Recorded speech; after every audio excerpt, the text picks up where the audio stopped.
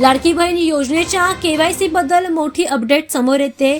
लाडकी बहीण योजनेच्या लाभार्थ्यांना ई-केवायसी करणं अनिवार्य केलं आहे।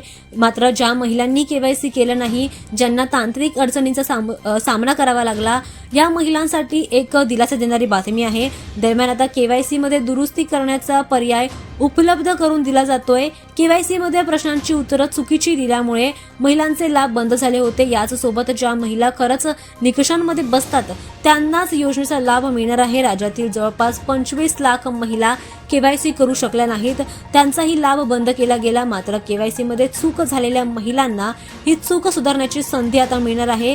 केवायसी मध्ये माहिती चुकलेल्या महिलांची प्रत्यक्ष पडताळणी केली जाणार आहे।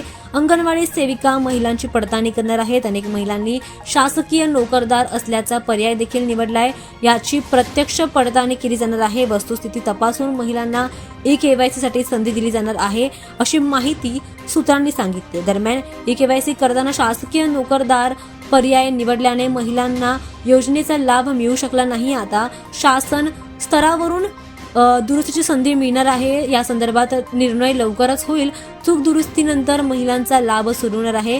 ई-केवायसी करायची राहिलेल्या महिलांसाठी आचारसंहितेनंतर सकारात्मक निर्णय होऊ शकतो, अशी माहिती देखील समोर येते। त्यामुळे महिलांना मोठा दिलासा मिळणार।